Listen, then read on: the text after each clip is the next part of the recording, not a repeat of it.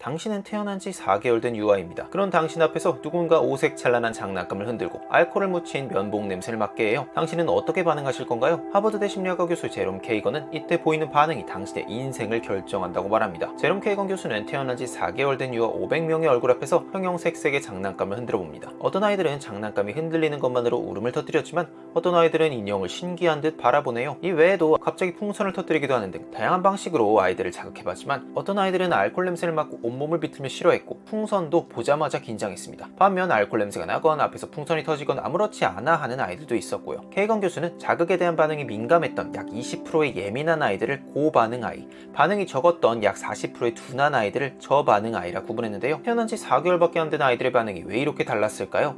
사실 이런 차이는 엄마 뱃속에서부터 관찰할 수 있습니다. 어떤 태아들은 심장박동이 빠른 편이지만 어떤 태아들은 차분한 심장박동을 보입니다. 매우 활발한 심장활동을 보이는 태아들은 태어나서 예민한 아이가 될 확률이 높습니다. 연구 결과 예민한 유아들은 낯선 사람이 방에 들어오거나 병원에서 의사가 자기 몸에 뭔가를 대려고 하면 목청이 터져라 비명을 질러댔습니다. 이런 고반응 아이들은 조금 큰 후에도 사람들 속에서 공황 상태가 되기도 하고 자기 침실에서 게임만 하며 혼자 보내는 시간이 많았습니다. 청소년기 때는 불안감 때문에 학교를 수시로 결석하기도 했고요. 사춘기를 지나며 고반응 아이들의 과한 경계 행동 중 일부는 사라졌지만 이 아이들이 쾌활하고 사회적인 성격이 되는 일은 드물었습니다. 마찬가지로 둔한 아이들이 불안해하고 내향적인 성격이 되는 일도 드물었고요. 케이건 교수는 유아들을 45분만 관찰해도 그들의 미래를 내다볼 수 있다 말합니다. 그는 이렇게 말합니다. 둔한 아이들은 예민한 반응을 보이는 아이들보다 더 사회적이 될 수 있고 쉽게 위험을 감수하고 쉽게 대담해질 수 있습니다. 예민한 반응을 보이는 아이들이 외향성이나 용감함을 뵐 수 없다는 건 아니지만 타고난 기질로 인해 어려울 수 있고요. 외향성, 정서적 안정성 등 성격은 행복에 많은 영향을 미치죠. 하지만 그 성격이 유전적으로 결정된다면 행복도 날 때부터 정해져 버리는 걸까요?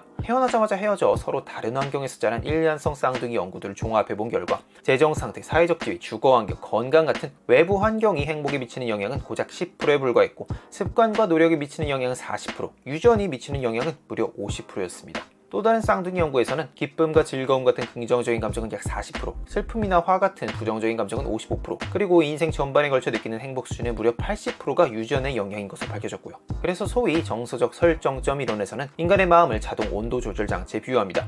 에어컨 온도가 24도로 설정되어 있으면 지금 당장은 30도여도 시간이 지나면 24도가 되죠. 인간의 행복도 마찬가지입니다. 예를 들어 A는 타고나길 영하 10도의 행복도로 태어났다면 오늘 너무 즐거운 일이 있어서 잠깐 20도의 행복을 누려도 시간이 지나고 나면 다시 영하 10도로 돌아옵니다. 반면 B는 타고나길 20도의 쾌적 온도로 태어났습니다. 요즘 너무 스트레스가 심해 영하 10도를 경험해도 시간이 지나면 다시 20도로 쾌활하게 지내고 있게 됩니다. 만약 여러분이 행복하고 쾌활했던 아이였다면 행복하고 쾌활한 노인이 될 가능성이 높고 어릴 적 우울하고 소심하며 자주 불안해했다면 남은 일생 동안에도 비슷한 성격을 가능성이 높습니다. 그렇다면 행복의 50%가 유전이라는 이런 냉혹한 결과를 어떻게 받아들여야 하는 걸까요?